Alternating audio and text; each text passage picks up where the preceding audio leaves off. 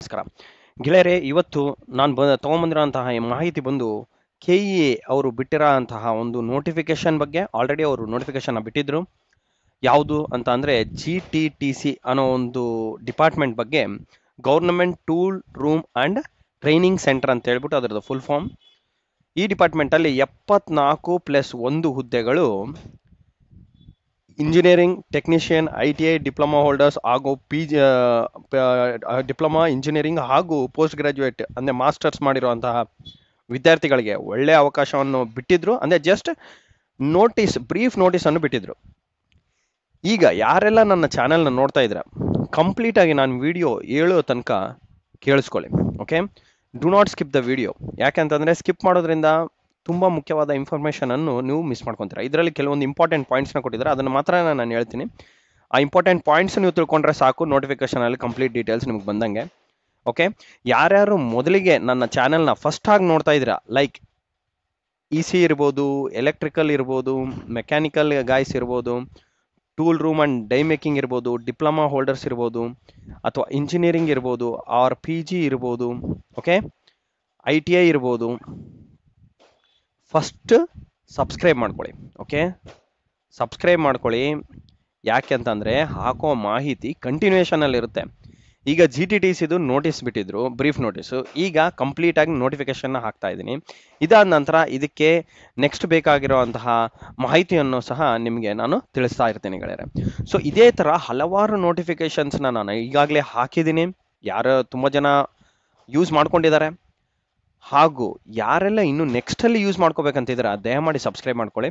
Okay, ಅದಾದ ನಂತರ ಈ ವಿಡಿಯೋನಲ್ಲಿ ನಾನು ಹೇಳುವಂತಹ ಮಾಹಿತಿ ನಿಮ್ಗೆ ಇಷ್ಟ ಆದರೆ ಲೈಕ್ ಬಟನ್ ಅಂತೂ ಮಾತ್ರ ಕ್ಲಿಕ್ ಮಾಡಿ ಗೆಳೆಯರೆ, ಸೊ ದಟ್ ಅದೊಂದೇ ನಮಗೆ ಬೆನಿಫಿಟ್ ಆಗೋದು. Okay, so coming towards notification. ಇದು KEA ಅಂದರೆ ಕರ್ನಾಟಕ ಪರೀಕ್ಷಾ ಪ್ರಾಧಿಕಾರ, ನಮ್ಮ ಕರ್ನಾಟಕ ಗೌರ್ಮೆಂಟ್ದು ಎಕ್ಸಾಮಿನೇಷನ್ ಅಥಾರಿಟಿ ಬೋರ್ಡ್ ಏನಿದೆ, ಅವ್ರು ಬಿಟ್ಟಿರೋಂತಹ ನೋಟಿಫಿಕೇಶನ್ ನೋಡಿ.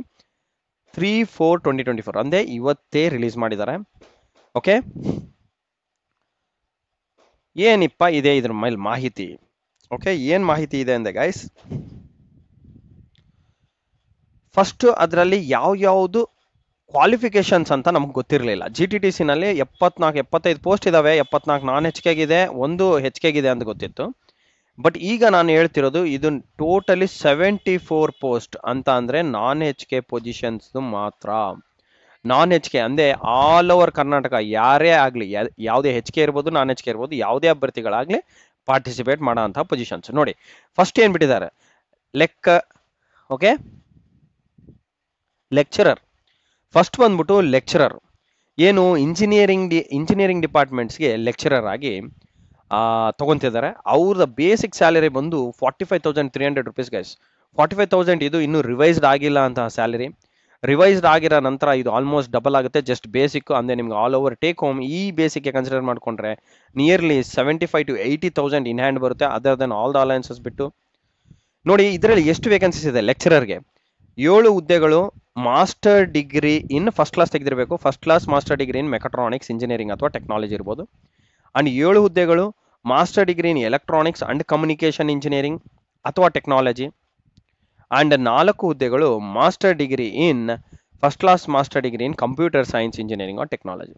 ಇದು ಲೆಕ್ಚರರ್ಗೆ. ಓಕೆ, ಯಾವುದಕ್ಕೆ? Lecturer engineering department. ಅಂಡ್ ಬರೀ ಇಂಜಿನಿಯರ್, ಜಸ್ಟ್ ಇಂಜಿನಿಯರ್ಗೆ ಲೆಕ್ಚರರ್ಗೆ ಏನು ಜಾಸ್ತಿ ಡಿಫ್ರೆನ್ಸ್ ಇಲ್ಲ ನೋಡಿ. ಸ್ಯಾಲರಿ ಸೇಮ್ ಇದೆ. ಇಂಜಿನಿಯರಲ್ಲಿ ಯಾರ್ಯಾರಿಗಿದೆ? ಇಂಜಿನಿಯರಿಂಗ್ ಪೊಸಿಷನ್ಗೆ 2 ವೇಕೆನ್ಸೀಸ್ ಇದೆ. ಅದು ಮೆಕ್ಯಾನಿಕಲ್ ಇಂಜಿನಿಯರಿಂಗ್ ಅವ್ರಿಗೆ ಅಥವಾ ಪ್ರೊಡಕ್ಷನ್ ಇಂಜಿನಿಯರಿಂಗ್ ಅವ್ರಿಗಿದೆ. 2 ಹುದ್ದೆಗಳಿದೆ. ಅದು ಕ್ಯಾಟಗಿರಿ ಯಾವುದಂತ ಕೊಟ್ಟಿಲ್ಲ ಇನ್ನ. ಅಂಡ್ ಆಫೀಸರ್ ಗ್ರೇಡ್ 2 ಇದು ನೋಡಿ 40,900 ರೂಪಾಯಿ ಇದೆ. ಆಫೀಸರ್ ಗ್ರೇಡ್ 2 ಅಂತ ಹೇಳ್ಬಿಟ್ಟು ಇದರಲ್ಲೂ 2 ವೇಕೆನ್ಸಿ ಇದೆ. ಇದು ಯಾರಿಗಿದೆ? Degree in arts, science, business administration and awarded by the university, established by ದಲ್ಲ. ಅಂಡ್ ಪ್ರೊಫಿಷಿಯನ್ಸಿ ಇರಬೇಕು ಯಾವುದರಲ್ಲಿ? ಕಂಪ್ಯೂಟರ್ಸಲ್ಲಿ, as determined from time to time through the GTTC office order. ಪ್ರೊಫಿಷಿಯನ್ಸಿನ ಚೆಕ್ ಮಾಡ್ತಾರೆ. ಓಕೆ, ಸೊ ಆಫೀಸರ್ ಗ್ರೇಡ್ 2 ಅದು 2 positions ಇದೆ. And 4 man grade 3 ಏನು? 4 man ಅಲ್ಲಿ ಗ್ರೇಡ್ 2, ಸಾರಿ 4 ಮ್ಯಾನ್ ಗ್ರೇಡ್ 2 ಎಷ್ಟು? 4 ವೇಕೆನ್ಸೀಸ್ ಇದೆ. ಇದಕ್ಕೆ ಏನು ಓದಿರ್ಬೇಕು ನೋಡಿ? ಡಿಪ್ಲೊಮಾ ಇನ್ ಮೆಕ್ಯಾನಿಕಲ್ ಇಂಜಿನಿಯರಿಂಗ್ ಓದಿರಬೇಕು, ಟೂಲ್ ಆ್ಯಂಡ್ ಡೈ ಮೇಕಿಂಗ್ ಮಾಡಿರಬೇಕು, ಅದು ಜಸ್ಟ್ ಎಲಿಜಿಬಿಲಿಟಿ. ಅದಾದ ನಂತರ ಇನ್ನೇನು ಮಾಡಿರಬೇಕು, ಬಿ ಪೋಸ್ಟ್ ಗ್ರಾಜುಯೇಟ್ ಡಿಪ್ಲೊಮಾ ಸರ್ಟಿಫಿಕೇಟ್ ಪಡೆದಿರ್ಬೇಕು ಗೈಸ್. ಅದು ರಿಲಿವೆಂಟ್ ಟ್ರೇಡಲ್ಲೇ ಪಡೆದಿರಬೇಕು ಪೋಸ್ಟ್ ಡಿಪ್ಲೊಮಾ ಸರ್ಟಿಫಿಕೇಟ್. ಅದಾದ ನಂತರ ಪ್ರೊಫಿಷಿಯನ್ಸಿ ಇನ್ ಕಂಪ್ಯೂಟರ್ ಇರಬೇಕು ನಿಮಗೆ, ಆ್ಯಂಡ್ ಮಿನಿಮಮ್ 2 years ಎಕ್ಸ್ಪೀರಿಯನ್ಸ್ ಇರಬೇಕು. ಆ್ಯಸ್ ಏನೋ ಶಾಪ್ ಸೂಪರ್ವೈಸರ್ ಆಗಿ ಕೆಲಸ ಮಾಡಿರಬೇಕು. ಯಾವುದರಲ್ಲಿ, ರೆಪ್ಯೂಟೆಡ್ ಟೂಲ್ ರೂಮಲ್ಲಿ ಇರ್ಬೋದು, ಅಥವಾ ಪ್ರೆಸ್ ಶಾಪಲ್ಲಿ ಇರ್ಬೋದು, ಅಥವಾ ಪ್ಲಾಸ್ಟಿಕ್ ಮೌಲ್ಡಿಂಗ್ ಶಾಪ್ ಇರ್ಬೋದು, ಅಥವಾ ಡೈ ಕ್ಯಾಸ್ಟಿಂಗ್ ಫೌಂಡ್ ಇರ್ಬೋದು. ಇಷ್ಟರಲ್ಲಿ ಮಾತ್ರನೇ ನೀವು ಮಾಡಿರ್ಬೇಕು. ಬೇರೆ ಯಾವುದೇ ಎಕ್ಸ್ಪೀರಿಯನ್ಸ್ ಇದ್ರೂ ರಿಲಿವೆಂಟ್ ಆಗಲ್ಲ. ಇದು 4 ಮ್ಯಾನ್ಗೆ ಸ್ಪೆಸಿಫಿಕ್ ಆಗಿರುತ್ತೆ ಗೈಸ್. ಎಕ್ಸ್ಪೀರಿಯನ್ಸ್ ಅವ್ರು ಮೆನ್ಷನ್ ಮಾಡಿಬಿಟ್ಟಿದ್ದಾರೆ ಇದರಲ್ಲೇ ಇರಬೇಕಂತೇಳಿ. ಸೊ ಅದರಲ್ಲಿ ಇದ್ರೆ ಮಾತ್ರನೇ ಅಪ್ಲೈ ಮಾಡಿ, ಇಲ್ಲ ಅಂತಂದ್ರೆ ನಿಮ್ಮ ಹಣ ವೇಸ್ಟ್ ಆಗುತ್ತೆ. C1 ಸೆಲೆಕ್ಟ್ ಆದರೂ ಸಹ ವೇಸ್ಟ್ ಆಗುತ್ತೆ. 37,900 ರೂಪಾಯಿ ಇದೆ. And next inspector grade 1. Inspector grade 1 ಒಳ್ಳೆ ಪೊಸಿಷನ್ ಗೈಸ್. 30,350 ರೂಪಾಯಿ ಇದೆ basic. Diploma in tool and die making ಮಾಡಿರಬೇಕು, ಅಥವಾ ಅದು GTTC ನಲ್ಲಿಂದಾದರೂ ಮಾಡಿರ್ಬೋದು, ಅಥವಾ diploma in tool and die making awarded by recognised institution approved by AICTC. AICTE approved institution ಅಲ್ಲಿ ನೀವು ಟೂಲ್ ಅಂಡ್ ಡೈ ಮೇಕಿಂಗ್ ಮಾಡಿದ್ರು ಸಹ you guys are eligible. So basically diploma tool and die making ಮಾಡಿದ್ರೆ ಆಯ್ತು, ಇದಕ್ಕೆ eligible. ಅದು ಎಷ್ಟು 7 ಹುದ್ದೆಗಳಿದಾವೆ. ಅದೇ ಥರ ಟೆಕ್ನಿಷಿಯನ್ ಗ್ರೇಡ್ 2. ಟೆಕ್ನಿಷಿಯನ್ ಗ್ರೇಡ್ 2ಗೆ 7 ಇದೆ. ಅದೇ ಥರ same diploma in tool and die making ಮಾಡಿರಬೇಕು. ಅಂಡ್ ಇನ್ಸ್ಪೆಕ್ಟರ್ ಗ್ರೇಡ್ 2 ನೋಡಿ 27,650 ರೂಪಾಯಿ ಇದೆ. 5 ಪೊಸಿಷನ್ಸ್. ಅದು ಯಾರಿಗೆ, diploma in electronics and communication. ಬರೀ ಜಸ್ಟ್ ಡಿಪ್ಲೊಮಾ ಇನ್ ECE ಮಾಡಿದ್ರೆ ಸಾಕು guys, you guys are eligible. ಎಷ್ಟು 5 ಹುದ್ದೆಗಳಿದಾವೆ. ಅದು ಇನ್ಸ್ಪೆಕ್ಟರ್ ಗ್ರೇಡ್ 2. ಇನ್ಸ್ಪೆಕ್ಟರ್ ಅಂತಂದ್ರೆ ಒಳ್ಳೆ position guys. Okay, inspector grade 2 ನೋಡಿ 27,650 ಬೇಸಿಕ್ ಇದೆ ಅಂತಂದ್ರೆ ಆಲ್ ಓವರ್ ರೌಂಡ್ ನಿಮಗೆ ಕೈಗೆ 50 ಪ್ಲೇಸೇ ಬರುತ್ತೆ ಗೈಸ್. ಓಕೆ, ಅಂಡ್ ಇದಾದ ನಂತರ ಟೆಕ್ನಿಷಿಯನ್ ಗ್ರೇಡ್ 3 ನೋಡಿ. ಟೆಕ್ನಿಷಿಯನ್ ಗ್ರೇಡ್ 3 ನಲ್ಲಿ ಏನೇನಿದೆ, 5 ಪೊಸಿಷನ್ಸ್ ಇದೆ. Diploma in electronics and communication ಮತ್ತೆ ಹಾಗೂ proficiency in computer as determined from time to time through GTTC office order. ಇದಾದ ನಂತರ 4 positions diploma in electrical and electronics ಅವ್ರಿಗಿದೆ, ಪ್ರೊಫಿಷಿಯನ್ಸಿ ಇನ್ ಕಂಪ್ಯೂಟರ್ಸ್ ಇರಬೇಕು. ಅಂಡ್ ಟೆಕ್ನಿಷಿಯನ್ ಗ್ರೇಡ್ 3 ನಲ್ಲಿ diploma in mechatronics ಅವ್ರಿಗೂ ಇದೆ, and diploma in computer science ಅವ್ರಿಗೂ ಸಹ ಇದೆ. ಓಕೆ, ಎಷ್ಟು 4 ವೇಕೆನ್ಸೀಸ್. ಒಳ್ಳೆ ಅವಕಾಶ ಗಾಯ್ಸ್ ಟೆಕ್ನಿಷಿಯನ್ ಗ್ರೇಡ್ 2 ಗ್ರೇಡ್ 3 ಅವ್ರಿಗೆ. ಓಕೆ,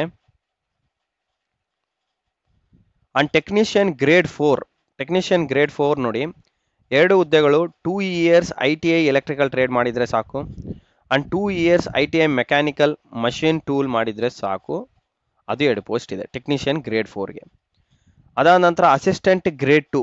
ಅಸಿಸ್ಟೆಂಟ್ ಗ್ರೇಡ್ 2 ನೋಡಿ ಡಿಗ್ರಿ ಇನ್ ಆರ್ಟ್ಸ್ ಮಾಡಿರ್ಬೋದು, commerce, science, diploma in secretarial practice ಅಥವಾ modern office practice, commercial practice. ಡಿಪ್ಲೊಮಾಯಲ್ಲಿ ಕಮರ್ಷಿಯಲ್ ಪ್ರಾಕ್ಟೀಸ್ ಮಾಡಿದ್ರು okay. And diploma in business management ಮತ್ತು ಪ್ರೊಫೆಷನ್ಸ್ ಇನ್ ಕಂಪ್ಯೂಟರ್ ಇರಬೇಕು. ಎಷ್ಟು 5 vacancies ಇದೆ. 27,650 assistant grade 2ಗೆ.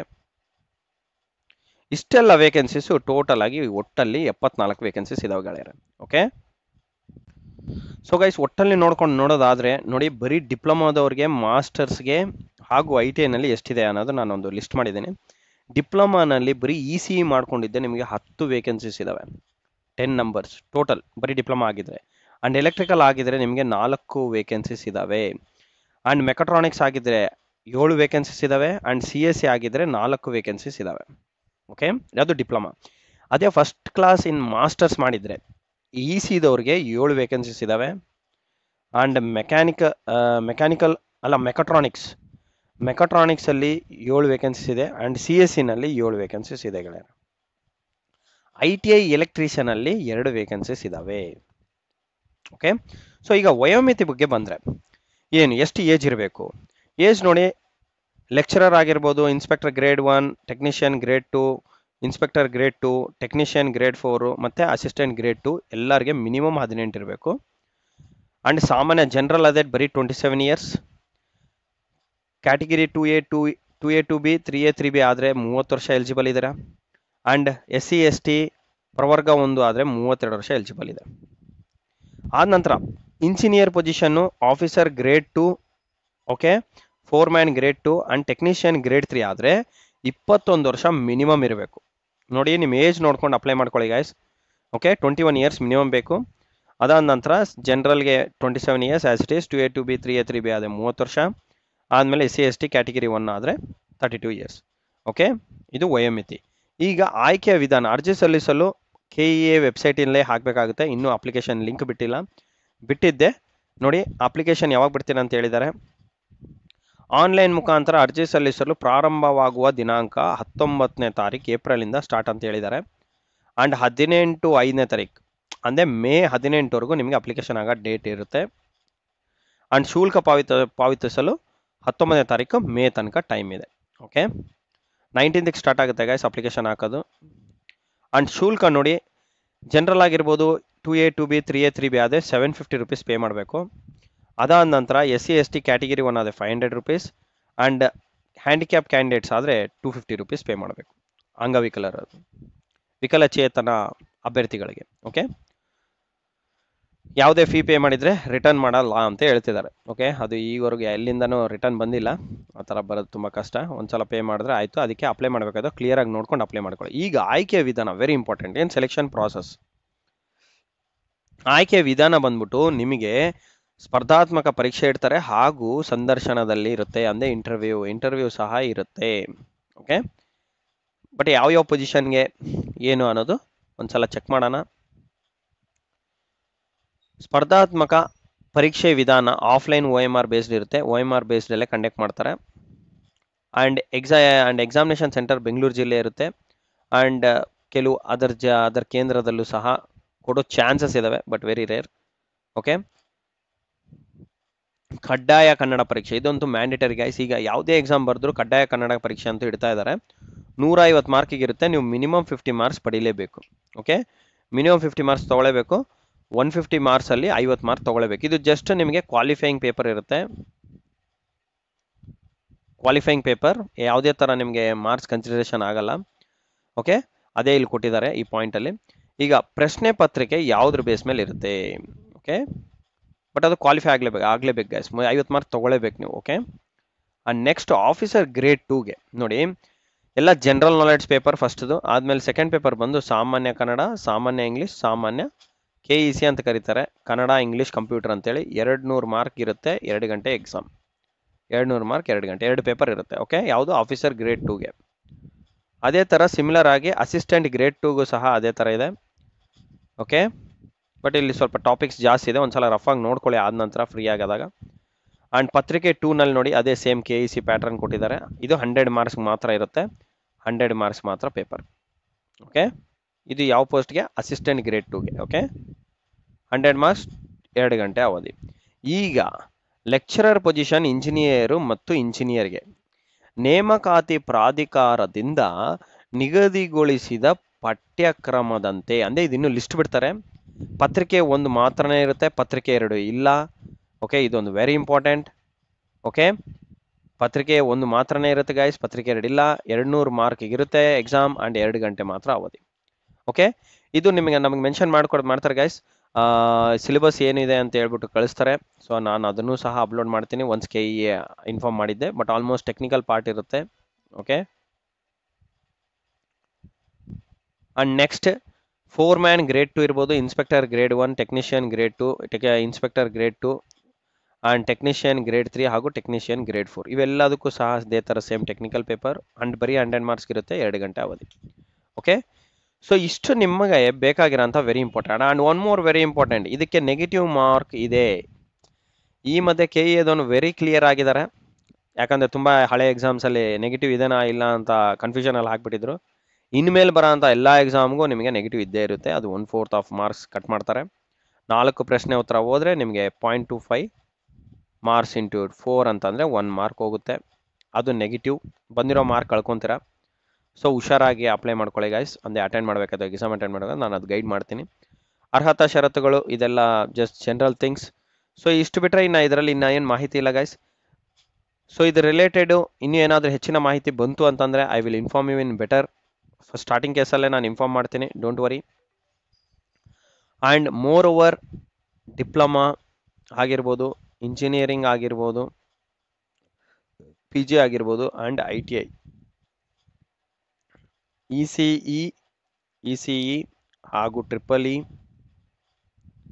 Okay, and mechatronics.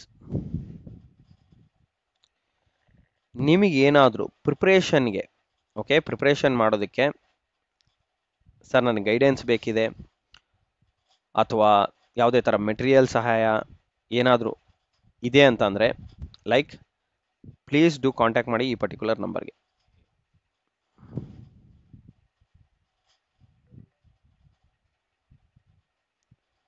Okay, ಈ number contact ಮಾಡಿ 8073568849. Message ಮಾಡಿ ಗೈಸ್, ಕಾಲ್ ಮಾಡಬೇಡಿ, ಮೆಸೇಜ್ ಮಾಡಿ ಸೊ ದಟ್ ನಾವು ಇನ್ಫಾರ್ಮೇಷನ್ನ ತಿಳಿಸ್ತೀವಿ.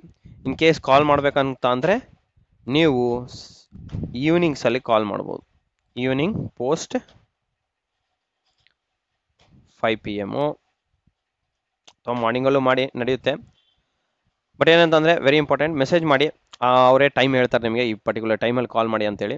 ಓಕೆ, ಇನ್ನೂ ಜಾಸ್ತಿ ಮಾಹಿತಿ ಬೇಕಿದೆ ಬಟ್ ಈ 3 ಕೋರ್ಸ್ ರಿಲೇಟೆಡ್ ಮಾತ್ರ. ಓಕೆ, ಈ 3 ಸಬ್ಜೆಕ್ಟ್ ಟ್ರೇಡ್ ರಿಲೇಟೆಡ್ ಮಾತ್ರನೇ ಇನ್ಫಾರ್ಮೇಷನ್ ಬೇಕಿದ್ದೆ ಕರೆ ಮಾಡಿ ಗೈಸ್. ಓಕೆ, ಅದು IT ಆಗಿರ್ಬೋದು, ಡಿಪ್ಲೊಮಾ ಆಗಿರ್ಬೋದು, ಇಂಜಿನಿಯರಿಂಗ್ ಆಗಿರ್ಬೋದು, PG ಆಗಿರ್ಬೋದು.